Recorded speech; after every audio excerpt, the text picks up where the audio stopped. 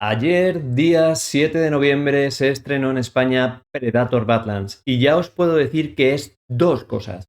Una de las mejores películas de la franquicia y a la vez una de las películas que menos tiene que ver con Predator. ¿Es eso posible? Lo es. ¿Es Predator Badlands una gran película? Por supuesto que lo es. ¿Tiene defectos? Los tiene y los vamos a ver a continuación. Dentro vídeo. Hay algo que quiero que entendáis bien desde el principio y es que esto no es una película de Predator al uso, no es un slasher, no hay un grupo de humanos que están intentando sobrevivir como pueden al ataque de una especie alienígena que los va cazando uno a uno usando armas que no comprenden, es decir, lo típico de gente ordinaria enfrentándose a circunstancias extraordinarias. Aquí vemos la película desde el punto de vista de un Predator y por tanto es él y sus circunstancias excepcionales que no tienen absolutamente nada que ver con las humanas. ¿De acuerdo? Quizás os cueste un poco más empatizar con ese punto de vista, pero es muy interesante y no se había hecho nunca en la franquicia. ¿De qué va esta película? ¿Qué es lo que a alguno le va a rechinar? Esta película va de la identidad y del sentimiento de pertenencia a un grupo, de lo que es la familia que todos tenemos, esa familia biológica, y la familia que elegimos, es decir, la que nos encontramos en el camino de la vida, la que nos va entregando las circunstancias y nosotros decidimos si nos aliamos con ellos, son nuestros compañeros de vida. De eso va esta película y yo entiendo vuestras caras cuando estoy diciendo esto porque no es lo típico que te esperas de una película de Predator. ¿Está bien explicado esto en la película? Argumentalmente, con escenas bien hechas. Sí, rotundamente sí está bien explicado. ¿Funciona perfectamente? No del todo. En esta película tenemos dos personajes principales. Por una parte está Deke, que es Jauja, pero no lo es al uso. Tiene un problema, una malformación. Es demasiado pequeño comparado con otros de su especie. De hecho, su hermano Kewai le saca dos cabezas. Es como un jugador de baloncesto comparado con Deke. ¿Quiere decir esto que no es fuerte, ágil, rápido? No. Deke es todas esas cosas. Pero a los ojos de su clan es una deshonra y debe ser eliminado. Es por eso que el padre le pide a Kewei, a su hermano, que lo elimine. No quiere darle ni una oportunidad a Deke. Pero Kewei se apiada de su hermano porque le aprecia y porque le salvó la vida cuando eran jóvenes. Por lo tanto, esto crea un conflicto. El padre de Deke mata a Kewei y Deke quiere honrar la memoria de su hermano demostrándole a su padre que puede formar parte de los Yaujas del clan y decide traerle la cabeza del mayor trofeo, del Calix, que vive en el planeta Hena. Por lo tanto, el conflicto de Deke es claro, ese conflicto de identidad, de sensación de pertenencia. Quiere demostrar a su familia biológica que puede formar parte de ellos, y se verá a lo largo de la película. El otro personaje principal es Tia, la androide interpretada por Elle Fanning, que forma parte de la división de armas biológicas de la Weyland-Yutani, que también están en el planeta Hena para hacerse con el Calix.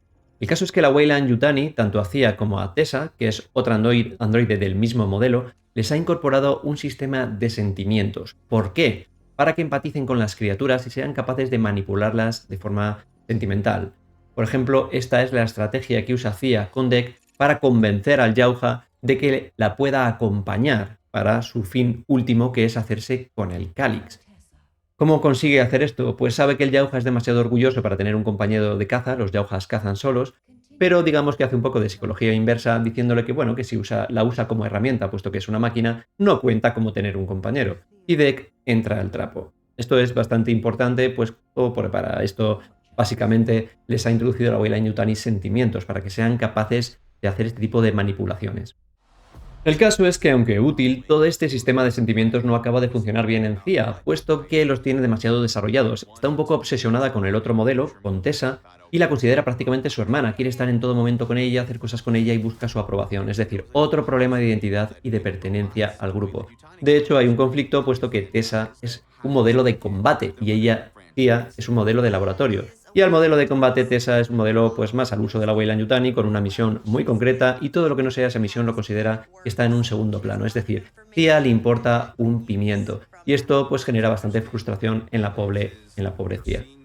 Aquí tenemos por tanto un conflicto muy parecido al de Deke. Es decir, los dos, digamos, son un poco repudiados por su familia biológica y los dos necesitan autorreafirmarse y tener ese sentimiento de pertenencia.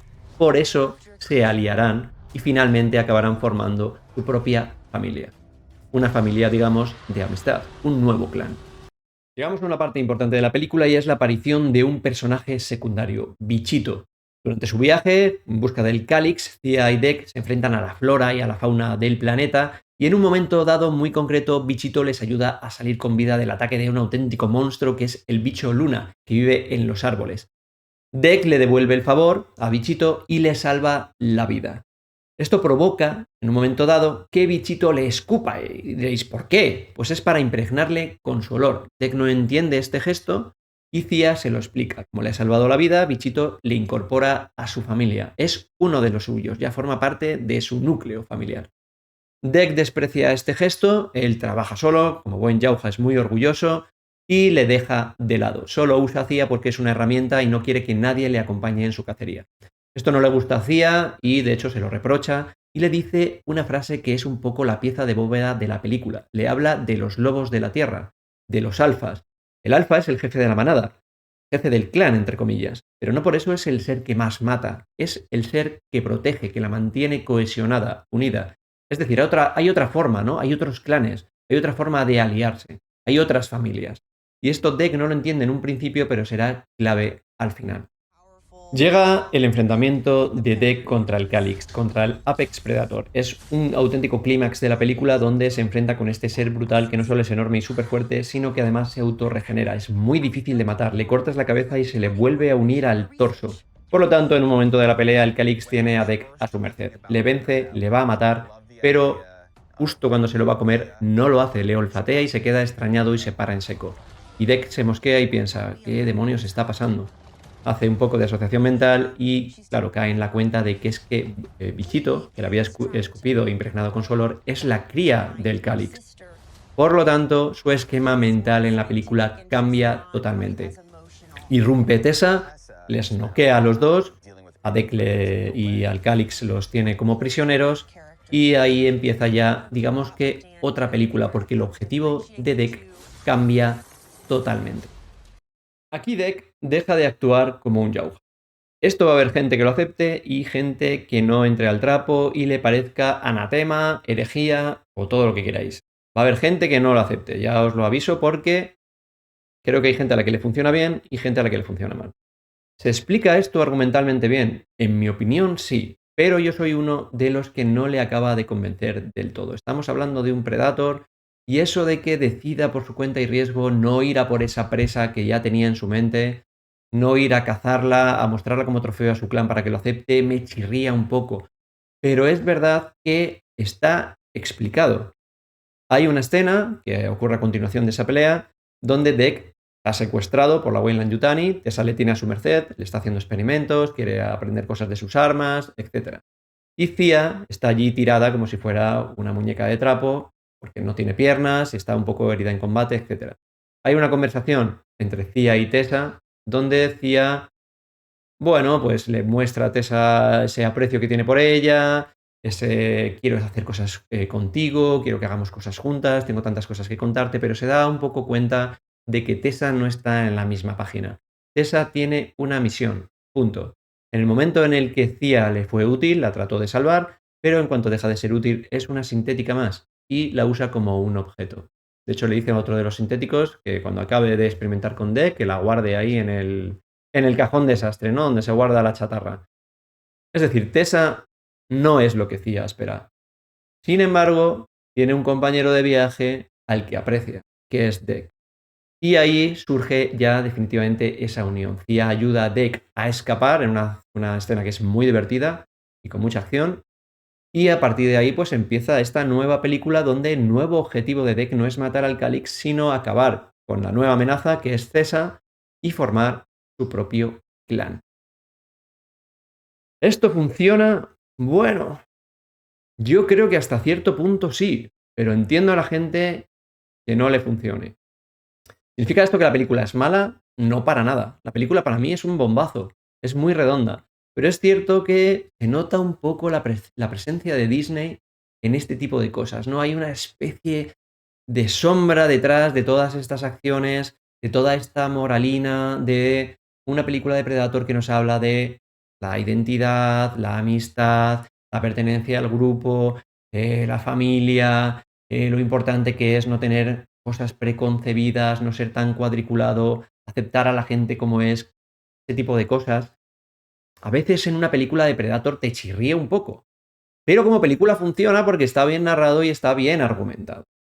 Bien, vamos a empezar con los personajes y ya os adelanto que Dec me ha parecido impresionante. Una maravilla, es un Jauja de pura cepa. Es verdad que ha habido muchas críticas con que si lo habían humanizado demasiado, pero es que esto es meramente un problema de perspectiva. En las películas originales, Predator 1 y 2, veíamos la película a través de los ojos de los humanos, que estaban sufriendo un ataque de un ente extraterrestre que tenía más inteligencia, mejores armas, más tecnología y encima jugaba con ventaja. Tú simplemente le veías como una amenaza porque no sabías nada más de él. Pero es que esta aventura se nos cuenta a través de los ojos de Dec, de un Predator que pertenece a una especie inteligente, que tiene su propia cultura, su propio idioma, sus propias relaciones sociales complejas.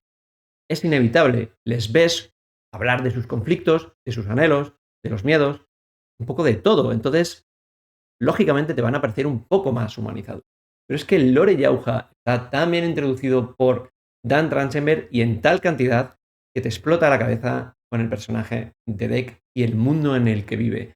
Esa pelea con el hermano, luego cuando irrumpe el padre, hablando de este juguete que usan los niños Yaujas pero que matarían a cualquier niño humano, las espadas, las armas nuevas introducidas, los nuevos gadgets, la nave, el propio idioma Yauja, que es una auténtica pasada, suena súper bien y encima es un idioma creado totalmente desde cero, un idioma que se puede usar como el élfico o el klingon. O sea, es una auténtica pasada. Y me quito el sombrero ante Dimitri Schuster, que es el actor que está debajo del traje de Dec y que le imprime una expresividad bestial en la forma en la que corre, en la forma en la que se mueve, cómo le imprime agilidad, pero a la vez peso, porque es un auténtico bruto Deck. Tiene muchísima fuerza, a pesar de tener este problema de que es un poco más bajo que el resto de Yaujas, pero te transmite majestuosidad. Es una forma de actuar con esa expresividad corporal brutal y Dimitri lo hace aquí de forma espectacular. También el traje de Deck hay que mencionar que es prácticamente práctico en su... prácticamente práctico también, menudo palabra. Es efecto práctico en su totalidad, al menos al 90%. Solo han metido CGI en alguna parte de la expresividad de la cara, no la arrastras, no la parte de atrás, simplemente un poquito en esta zona delantera cuando habla, porque es que de hecho Dimitri lleva muchas veces la máscara de Deck cuando corre, cuando hace escenas de acción. O sea, es un traje completo, es alucinante. Es un poco como en el efecto este de Alien Romulus y el Offspring al final de la película, que dices, Dios mío, esto tiene que ser CGI, ¿no? Pues es efecto práctico. Y aquí pasa 3/4 partes de lo mismo. La línea difusa entre lo práctico y el CGI es muy difícil de ver. Hay veces que te confundes y dices, esto tiene que ser CGI, pues no, al final es práctico y eso es una pasada y una demostración de que el diseño de producción es bestial. Es cierto, continuando con el tema de Deck, que habrá gente a la que no le convenza nada esa forma de actuar que tiene al final, ¿no? Abandonando un poco la esencia Yauja y creándose ese ser nuevo que es una especie de lobo solitario que crea su propio clan y que no sigue las directrices habituales, ¿no? Del códice Yauja, sea lo que sea eso. Habrá gente que lo entienda, entre bien en ese tema y gente que no. Pero a mí como personaje me parece una pasada y me gustaría saber más de él. Tengo que decir también que esto es un Predator de Dan Trachtenberg, ¿de acuerdo? De que es un personaje. No es que Dan Trachtenberg solo sepa hacer este tipo de Predators o vaya a hacer solo este tipo de Predators a partir de ahora. Él hizo Prey y el Feral Predator se comporta exactamente como el Jungle Hunter de la primera película. Es decir, sabe hacer Predators que son, vamos, brutales, son sanguinarios, que no les puede parar nadie. Solo piensan en eso, en la caza y punto. Pero Deck tiene otras circunstancias, cuenta su propia historia. Es un personaje del que se narra una historia de un Predator en concreto. Por tanto, no os asustéis porque no quiere decir que todo esto vaya a ser así a partir de ahora. Simplemente es la historia de Deck. Bien, pues llegamos a nuestras dos sintéticas, Cia y Tessa, que trabajan para la división de armas biológicas de la Weyland-Yutani en el planeta Gena, con un objetivo clarísimo. Están programadas para hacerse con el Calyx, que es el Apex Predator, el objetivo definitivo puesto que tiene el poder de regenerarse y, por supuesto, esa habilidad le vendría de perlas a la división de armas de la Weyland. Las dos, pese a que están construidas de forma diferente, es decir, son el mismo modelo, pero una es modelo de combate y la otra es modelo, digamos, de investigación, de laboratorio, tienen el mismo objetivo, pero digamos que intentan alcanzarlo por vías diferentes. Tessa es un androide de combate bestial, brutal, poderosísimo, ágil, rápido y sin escrúpulos. es un auténtico Terminator y, por supuesto, su forma de intentar alcanzar esos objetivos por la fuerza bruta. Pero Thea no es así. Thea, digamos que usa esa habilidad que les ha dado Madre de poder manipular los sentimientos para embaucar a Deck y convencerle de que la lleve en su búsqueda hacia el Cálix, para luego traicionarle, avisar a Tessa de dónde está el Cálix y conseguir ese objetivo. Ya veis, son el mismo objetivo para las dos, pero dos formas de alcanzarlo. Esto ya lo había dicho yo en un vídeo previo que me olía que los tiros iban a ir por ahí. Es un tema interesante, él decía, y el de Tessa, porque digamos que Tessa es el androide típico, el androide estándar. Ha sido programado con un objetivo, tiene esa agenda y todo lo demás es secundario para ella. Por lo tanto, no entiende esa necesidad empática, decía, de intentar compartir cosas con ella, vivir cosas con ella, porque para ella hacía simplemente otro sintético más. Una cosa, una herramienta de usar y tirar. Lo primero es el objetivo, la misión. Por tanto, Tessa se parece un poco al Yauja estereotipo, al que no es capaz de salir de ese marco de su clan y de sus costumbres, ¿no? El que tiene que hacer lo que le han enseñado y lo que debe hacer. Está programada para ello. Sin embargo, Deck sería la parte rebelde, ¿no? Pues Thea se parece más a Deck. Es capaz de trascender de ese marco mental para el que fue programada gracias, llamarlo glitch, llamarlo error, a ese exceso de sentimientos que le ha puesto Madre y ve un poquito más allá, ¿no? Entonces, deja de ver, ve que Tessa no está en su misma página, que no quiere saber absolutamente nada de ella, y empieza a enfocarse hacia Deck, hacia su compañero de viaje, que la ha acompañado y con la que ha vivido experiencias, y ha vivido cosas que la han enriquecido, han compartido, y por tanto ya empieza a verle como un aliado, un amigo, alguien con el que hacer piña, algo que ella quería hacer con Tessa, pero que ve que no es posible. Bien, también es muy interesante porque las sintéticas nos marcan digamos, dónde está esta película en la línea temporal, tanto de la franquicia Predator como de la franquicia Alien. Y vosotros diréis, bueno, sobrino, pero joder, si en ningún momento de la película nos lo dicen, ¿no? Queda ahí como muy ambiguo. Bueno, pero si estáis suficientemente atentos, hay una escena donde Madre habla con Tessa en la cabina donde la están reparando. Y allí, de la que se inicializa Madre, pone que es un modelo 60 y pico mil aproximadamente. Bien, pues indagando un poquito, sabemos que en la película original de 1979 el modelo de Madre era Madre 6000, era la que comandaba la Nostromo, ¿no? La que la dirigía. Y estamos hablando del año 2122. Bien, en Alien Romulus, la Madre, el programa que manejaba la estación Renaissance, era Madre 9000. Y estamos hablando del año 2142. Es decir, pasaron 20 años desde el modelo 6000 al modelo 9000. Es decir, digamos que han pasado 3000 modelos, como quien dice, ¿no? Por tanto, si estamos en el modelo de Madre 60.000, pues habrían pasado desde el modelo 9000 al 60.000 unos 51.000 aproximadamente. Haciendo una simple regla de 3, pues podemos saber que si entre el 6.000 y el 9.000 han pasado 20 años, entre el 9.000 y el 60.000 van a pasar unos 340. Vamos, que estaríamos más o menos en el año 2500, 2400 y mucho. Muy, muy en el futuro. Voy a hablar un poco del final y es que es una de esas cosas que no me ha acabado de convencer del todo, a pesar de que tiene puntos muy buenos. Uno de ellos es que Deck, como podemos ver en la lucha contra Tessa, cuando está con aquel bestial power loader sacado de Aliens, usa un montón de elementos del entorno. Es decir, es el primer Yauja de la franquicia que vemos que se adapta. Estábamos acostumbrados a ver Predators que estaban totalmente dependientes y basados en su tecnología, ¿no? Usaban sus artilugios, pero cuando estos se estropeaban se los arrancaban y se acabó. Tiraban hasta que el cuerpo aguantara. Pero Deck no. Deck, cuando le falta algo, lo busca en el entorno, lo incorpora, lo adapta. O sea, en ese punto es uno de los Predators más, digamos, maleables. Es uno de los Predators más adaptables que hemos visto en toda la franquicia. Se crea un látigo con púas, que son las hojas de hierba, esas que son como cuchillos. Como no tiene cañón de plasma, usa una de esas anguilas que había aprendido él, que dándoles comida, como le había explicado Thea, se podían domesticar y se la coloca en el hombro y en vez de disparar plasma, pues dispara ácido. Es una cosa loquísima. Se pone una máscara, una biomáscara con los huesos del mastodonte de hueso. O sea, él va recopilando pequeñas cosas aquí y allá que incorpora a sus gadgets, ¿no? Eso es muy espectacular.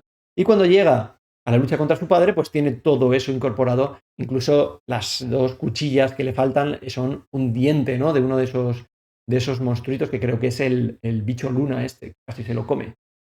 Hasta ahí, fenomenal. Además, cuando llega a donde está el padre en Jauja Prime, él no va con el objetivo de entregarle una presa, en este caso Tessa, y creer que le van a aceptar con los brazos abiertos. No, él viene a buscar su venganza. De hecho, le tira a la cabeza de Tessa con desprecio. Ese ha sido su némesis en este viaje, ha conseguido vencerla y se la arroja a su padre. Pero él no viene a que su padre le acepte, viene a derrotarlo, viene a matarlo. Todo eso está muy bien, además la pelea se vuelve a demostrar cómo Deke, cuando le falta un poco de fuerza o le falta o se ve en desventaja, usa muchas cosas de su entorno para tratar de zafarse de una tecnología superior o de que alguien tenga una ventaja, ¿no?, sobre él. Como por ejemplo cuando el padre se camufla, él no tiene acceso a esa tecnología todavía y sin embargo usa los motores de la nave para levantar polvo y que esos, digamos, que le jodan el camuflaje al padre y él pueda más o menos intuir por dónde anda. O sea, todo eso está muy bien, pero cuando acaba con el padre, ahí hay una escena que es un poco rollo Guardianes de la Galaxia, cuando el padre le dice, bueno, pues puedes incorporarte a nuestro clan y demás, y él le dice, ya tengo un clan, que eso está muy bien, pero es que aparecen por detrás. Tía, aparece Bichito, pero más crecido, y es que tienen una pinta todos ahí ecléctica totalmente, que es que parecen sacada de eso, de pelis rollo Marvel de Guardianes de la Galaxia o cualquier otra cosa de los X-Men que pega. Es un poco chocante, ¿de acuerdo? No digo que quede fatal, pero es un poco chocante. Luego, además, en el final se incorpora una cosa muy loca, que es que viene una nave que recuerda mucho a aquella nave donde huyeron los supervivientes de Killer of Killers. Y viene como perseguida, además, por Jaujas detrás. Entonces, durante un momento he pensado, Dios mío, se van a juntar aquí dos mundos de Killer of Killers con esta película, que me estalla la cabeza porque no tiene mucho sentido. Pero luego Deke dice una frase que es que esa es su madre. O sea, ya para que te estalle la cabeza y ahí acaba todo. Que entonces te provoca un brainstorming y un Dios mío, pero ¿qué me estáis contando? Que me ha parecido un poquito excesivo. A ver, te quedas con ganas de más, sí, pero es un poco too much, ¿no? Se concentra demasiado todo ahí en esa parcela tan pequeña de Jauja Prime. No sé, queda un poco raro. Pero en general, ya os digo, la lucha con el padre me ha encantado, la forma en la que Deke va aprendiendo a usar todo aquello, ¿no? Él ya es un Jauja diferente, él es un Jauja adaptativo, va un poco más allá, ha salido de ese cuadro mental de la cultura Jauja y eso le permite tener cierta ventaja, ¿no? Usar el entorno a su favor. Cosa que habíamos visto en humanos mucho en las películas, usar en contra del Predator, pero ahora este Predator lo incorpora, es un Predator, un cazador mejor, bajo mi punto de vista. Muy bien, gente, pues estamos llegando ya al final de esta review honesta sobre Predator Badlands. Para mí es una gran película, un gran añadido a la franquicia y además es otro experimento de Dan Trachtenberg, un tío inconformista donde los haya, que podía simplemente firmar el cheque, decir tomar más de lo mismo y me piro y gano dinerito. Pues no, él siempre está buscando nuevas fórmulas, nuevas maneras de hablarnos de los Predators, de traernos cosas de su lore, de la franquicia, pero en distintos registros cinematográficos. Es verdad que Prey era una película bastante más parecida a las originales. Killer of Killers es una película de animación nunca vista, algo así en la franquicia, y esto es otro registro nuevo, una película de acción, de aventuras con toques de humor, que además funciona como un tiro. Por lo tanto, muy contento de momento con la labor de Dan Trachtenberg en la saga Predator, con sus más y sus menos, con sus peros, pero en general muy bien. Es cierto que va a haber gente a la que le cueste mucho entrar debido al hecho de que Deke no es un Jauja al uso y reniega de su cultura para enfocarse en otra cosa. Por sus circunstancias, pues él ha decidido que no tiene por qué impresionar a su clan, no quiere entrar allí, no tiene por qué demostrarle a su padre que es nada cuando son gente que le quiere muerto básicamente por ser como es. Bueno, Deke y sus circunstancias, como decía anteriormente, este es un Predator, la historia de un Predator. Dan Trachtenberg también nos ha encontrado historias de Predators muy parecidos a las películas originales, como puede ser Prey y el Predator Feral. O sea, que actuaba exactamente como se espera que actúe un Jauja, ¿no? Pero esta es la historia de Deke. Ahí la tenéis. Es una cosa para ver, para disfrutar y para analizar. Y al que no le guste, pues que espera la siguiente, que seguro que será un registro totalmente distinto también. También estoy seguro que habrá gente a la que le chirríe totalmente que haya ciertos componentes de la historia que nos hablen en una película de Predator sobre empatía, sobre amistad, sobre aceptar a los demás y sobre buscar una nueva familia que te acepte, la pertenencia al grupo, ese tipo de cosas, ¿no? Bueno, pues, como veis, todo se puede hablar y todo se puede contar incluso en una historia de Predator, si el argumento y todo lo que está ocurriendo, el conflicto de los personajes, el guión, etcétera, está bien redactado. Aquí se explica bien por qué ocurren las cosas que ocurren y bueno, te puede gustar más o menos porque no deja de ser una película de Predator y yo reconozco que a mí me chirría un poquito. Pero, como os digo, esto es una entrega más, la he disfrutado muchísimo y esto, pues como ocurría en Romulus con el tema de las autorreferencias, podía ser un poco insoportable. Una vez te abstraes de eso, el resto es una película que es un peliculón, es una película redonda. Pues lo mismo le pasa a este Predator Badlands. Si te abstraes un poco de que Deck no es un Predator al uso y que se nos están contando pues ciertas historias y ciertas moralejas que a lo mejor no pegan mucho con una película tipo Predator, pues la disfrutas un montón. Y bueno, gente, no quería despedirme sin mencionaros que ayer, 7 de noviembre, tuve el enorme privilegio de estar en el estreno con la gente de Duneverso, con Manu, con Carlos del canal Nostromo 182 y con Manu Beltrán de La órbita de Endor, que por cierto me regaló este pedazo de casco de Deck. Muchísimas gracias, Manu. Y estuvimos en un coloquio previo dentro de la sala de cine a que pusieran Predator Badlands. Estuvimos allí con la gente que fue a ver la película, comentando un poco sobre la saga, cómo habíamos llegado de la primera película hasta esta etapa de Dan Trachtenberg. Sorteamos también una serie de cómics originales de Dark Horse, que aquí en España los publicó Norma Editorial. Estaban en pesetas, eran de los finales de los 80, principios de los 90, que eran una auténtica delicia para cualquier coleccionista. Y una máscara de las que había creado Manu, que era Manuel Beltrán, era una auténtica delicia, venía en su propio expositor y allí lo sorteamos e hicimos las delicias de la gente que acudió a ver la película. Hicimos entrevistas previas y también hicimos una entrevista sobre, bueno, qué les había parecido la película. En general la gente salió muy contenta, hubo ovación, hubo aplauso y yo estoy bastante de acuerdo porque a mí la película me entretuvo, me pareció una gran película. Una de las cosas que tiene además es que no te suelta, es acción, acción, pim, pam, esas casi 2 horas se te pasan volando y quieres más, lo cual es síntoma de una gran película y sobre todo quieres volver a verla, porque es verdad que aunque la vimos en IMAX, hay ciertos detalles que cuando ya esté en 4K en mi televisión voy a estar ahí con el microscopio electrónico analizando porque es una delicia visual y sonora, muy importante, pepino sonoro. Pues como os decía, lo pasamos genial, fue una reunión fantástica de toda la gente de Duneverso y canales aledaños y ojalá lo volvamos a repetir porque, vamos, para mí fue un auténtico disfrute. Por cierto, en el canal de Duneverso tenéis toda nuestra experiencia grabada que hicimos ahí vlog, grabamos las entrevistas, bueno, lo vais a pasar teta viéndolo porque fue una auténtica maravilla en colaboración con la gente de Cinesa, que les agradecemos mucho que nos permitieran hacer este coloquio allí.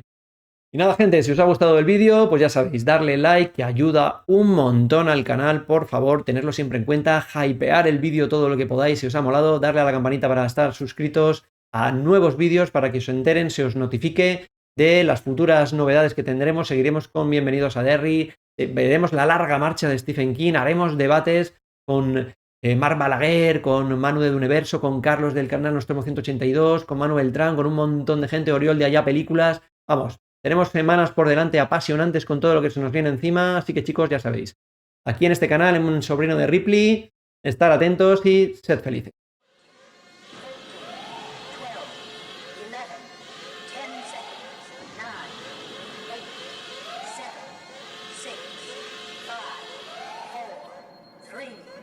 2, 1.